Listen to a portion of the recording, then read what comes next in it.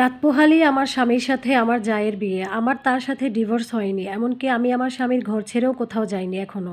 আমি আছি আমার রুমে, বিয়ের ৯ বছর হতে চলেছে এখনো আমি নিঃসন্তান।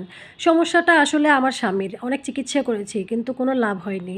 বিয়ের ৩ বছরের মাথায় যখন জানতে পারি তার কখনো সন্তান হবে না, সে মানুষটা সারারাত আমাকে জড়িয়ে ধরে কেঁদেছে। আমাকে বলেছে আমি যেন তাকে কখনো ছেড়ে চলে না যাই। আমিও তাকে কথা দিয়েছিলাম যে আমি তাকে ছেড়ে কখনো চলে যাব না। এরপর ভালোই দিন যাচ্ছিল, শাশুড়িও আদর করত। কিন্তু একদিন আমার ভাসুর হঠাৎ ঘুমের মধ্যে ব্রেন স্ট্রোক করে মারা যায়। তারা আলাদা বাড়ি করেছিল, সেখানেই থাকতো। আমার ভাসুর মৃত্যুর কালে ১২ বছরের একটা ছেলে, ৩ ও ৫ বছরের ২ মেয়ে রেখে যায়। আমার যা ছিল ভীষণ সুন্দরীও, ভীষণ অমায়িক ও ভালো মানুষ ছিলেন। তার যে ৩টা বাচ্চা আছে তাকে দেখে বোঝাই যায় না। তাদের সংসার ১৮ বছরের ছিল।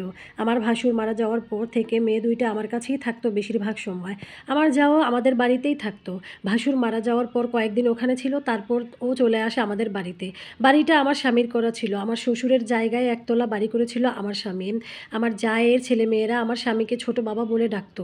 এখন শুধু বাবা বলেই ডাকে। আমার ভাসুরের মোটামুটি টাকা পয়সা ছিল, আর্থিক কোনো অভাব ছিল না। তারপরও আমি আর আমার স্বামী তাদেরকে যথেষ্ট দেখতাম।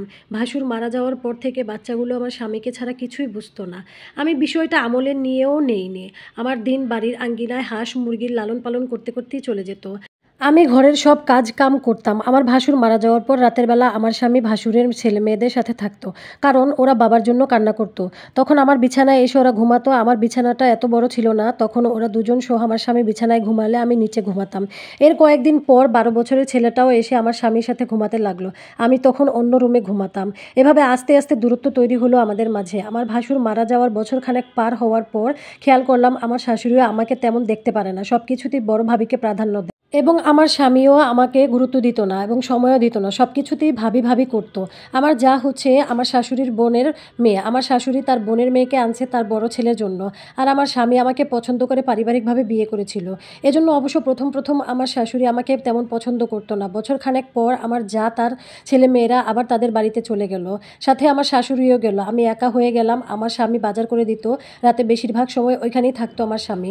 আমি থাকতে পারতাম না কারণ আমার গবাদি পশু ছিল। একটা সময় শুধু সকালে কোনো কাজ থাকলে আমার স্বামী এসে করে দিয়ে যেত, তারপর সে আবার চলে যেত। আমি চুপচাপ সহ্য করেছিলাম কারণ ঝগড়া করলে আরও ঝামেলা হতো। এখন তো মাসে একবারও আসে না, তাই আমি আর তেমন কিছু বলি না। শুধু আমি এইটুকু বুঝি যে মানুষটা আর এখন আমার নেই। একদিন আমার শাশুড়ি ও আমার স্বামী বাড়িতে এসে বলে, তুমি জানো আমার ছেলের কখনো বাচ্চা হবে না।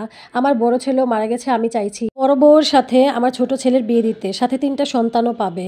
আমাকে ৩ লাখ টাকা দেবে, আমি যেন চলে যাই, আর আমি যদি থাকতে চাই তাহলেও থাকতে পারবো। এরকম বলল। আমি ততদিনে বিষয়টা আন্দাজ করতে পেরেছি যে এরকম কিছু একটাই হবে। আমি আমার স্বামীকে কিছুই বলিনি কারণ তার সাথে আমার এক আকাশ পরিমাণ অভিমান জমা হয়েছিল। আমি গরিবের মেয়ে, আমি জানতাম এখান থেকে যদি আমি চলে যাই তাহলে আমার ভালো কোনো জায়গায় বিয়ে হবে না। আমি সব কিছু চুপচাপ মেনে নিয়েছি। শুধু বুকে ব্যথা হতো আর কলেজা মোচড়াতো, কোনো কান্না আসতো না। অনেক কাঁদতে চাইতাম কিন্তু কান্না আসতো না। নামাজের বিছানায়ও কান্না আসতো না। তারপর আমার স্বামী আমাকে বলে, তোমাকে আমি কখনো অবহেলা করব না।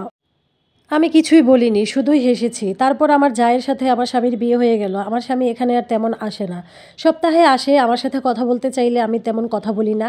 কাজের অজুহাত দিয়ে দূরে সরে যাই। কার বলবো যে আমাকে ভুলে গেল, তার সাথে আর কি কথা বলবো। বিয়ে করার পর থেকে আমার স্বামী মাসে একবারও আসে না। মন চাইলে একটু বাজার পাঠায় আর না হলে না। আমিও কিছু বলি না কারণ গরুর দুধ, ডিম লাগানো টুকিটাকি সব সবজি বিক্রি করে আমার পেট চলে। শ্বশুরবাড়ির সবার সাথে আবার দূরত্ব বাড়তে থাকে। যে মানুষগুলোকে আমি কত আদর করে খাওয়াতাম সেই মানুষগুলোই এখন আর আমাকে দেখলে কথা বলে না। আমাকে দেখলে খোঁচা মেরে কথা বলে আমি কেন আমার স্বামীকে তালাক দেই না, হ্যান ত্যান। আমার শাশুড়ি আমার কাছে তেমন আসে না। আমি তাকে মা ডাকতাম। কত যে সেবা করেছি ওনার, হায় আফসোস, কেউ দুঃখ বুঝেনি। মেয়েদের জীবনটা আসলেই এত অদ্ভুত কেন, নানা রকম বৈচিত্র্যপূর্ণ মেয়েদের এক একজনের জীবন। ঘটনাটা এক আপু আমাকে মেসেঞ্জারে পাঠিয়েছে, বলেছে যে আমি যেন আমার পেজে ঘটনাটা শেয়ার করে দিই।